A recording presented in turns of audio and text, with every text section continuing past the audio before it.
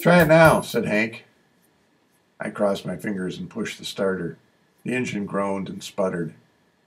Nothing. Okay, turn it off, said Hank. I turned off the key and pried myself out of the tiny cockpit. Man, these things weren't built for tall people. Hank stood up and wiped his hands with an oily rag. They weren't built to last either. Uncle Billy stood near the door of the old garage, shaking his head, his face still reflecting the disappointment of seeing his new treasure in a state of dilapidation. I can't believe we drove all the way to Minneapolis for this wreck. Hank tried to console him. It's not so bad, Bill. A little paint, some TLC, it'll be fine.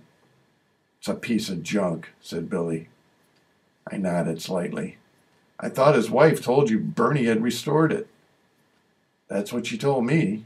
I guess what she meant was that he thought about restoring it. Well, that's not entirely true, Bill, said Hank. It's obviously been worked on. It just wasn't finished. It's finished, all right, said Billy. No, I think Hank's right, I said. There are several new parts on the engine, and the paint has been mostly stripped. It's probably drivable. Over a cliff, maybe. Hey, these things are classics, said Hank. Do you know what a restored Jaguar XK120 is going for these days? The key word is restored, said Billy. I doubt this thing is worth the powder to blow it up.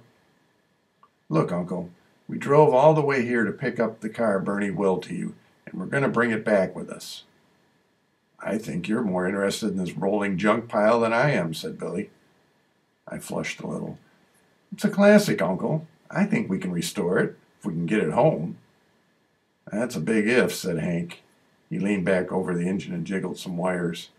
Try it now.